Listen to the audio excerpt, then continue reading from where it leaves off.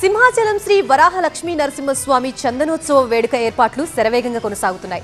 గత అనుభవాల దృష్ట్యా భక్తులకి ఎలాంటి ఇబ్బందులు లేకుండా జాగ్రత్తలు తీసుకుంటున్నారు. వీఐపీ, వీవీఐపీలకే కాకుండా సాధారణ భక్తులకి కూడా దర్శనంలో తొలి ప్రాధాన్యత ఇవ్వాలని నిర్ణయించింది ప్రభుత్వం.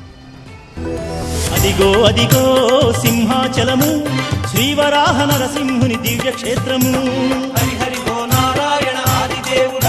సింహాచలం దేవాలయంలో జరిగే అతిపెద్ద ఉత్సవాల్లో చందనోత్సవం ఒకటి. ఏడాది పొడవునా సుగంధభరిత చందనంలో కొలువుండే సింహాద్రి నాథుడు ఒక్క వైశాఖ శుద్ధ తదియనాడు మాత్రమే భక్తులకు నిజరూప దర్శనమిస్తారు. దీన్నే భక్తులు చందనయాత్రగా, చందనోత్సవముగా పిలుస్తారు. చందనోత్సవాన్ని విజయవంతం చేసేందుకు అధికారులు, సిబ్బంది సమన్వయంతో పనిచేయాలని సూచించారు మంత్రులు ఆనం రామనారాయణ, వీరాంజనేయ స్వామి, వంగలపూడి అనిత. ఉత్సవాల నిర్వహణపై ప్రభుత్వం ప్రత్యేక దృష్టి సారించిందన్నారు దేవాదాయ శాఖ మంత్రి ఆనం. ప్రముఖుల దర్శనాలు ఉదయం 5 గంటల్లోపే పూర్తి చేయించి ఆపై సామాన్య భక్తులకు దర్శనాలు కల్పించాలన్నారు. అంతరాలయ దర్శనాల విషయంలో నిబంధనలు కఠినంగా అమలు చేస్తామన్నారు. 2 లక్షల మంది భక్తులు వచ్చే అవకాశం ఉంది. దానికి తగ్గట్టుగా మీరు అన్ని రకాలుగా మీరు తయారు కండి.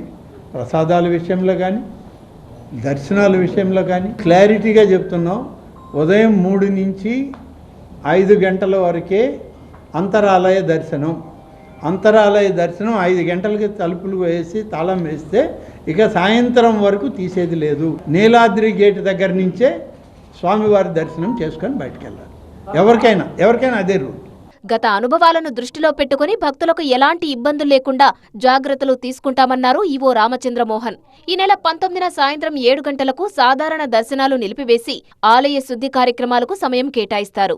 రాత్రి 1 గంటకు స్వామివారి మేలుకొలుపు సుప్రభాతంతో పూజా కార్యక్రమాలు ప్రారంభమవుతాయి. ఉదయం 3 గంటలకు ఆలయ ధర్మకర్తల తొలి దర్శనంతో దర్శనాలు ప్రారంభమై రాష్ట్ర ప్రభుత్వం తరపున పట్టు వస్త్రాల సమర్పణ ఉంటుంది. ఉదయం 4 గంటల 15 నిమిషాలకు వీఐపీ దర్శనాలు మొదలవుతాయి. చందనోత్సవం రోజున రాత్రి 7 గంటల వరకు దర్శనాలుంటాయి. అదిగో అదిగో సింహాచలము శ్రీ వరాహ నరసింహుని దివ్య క్షేత్రము.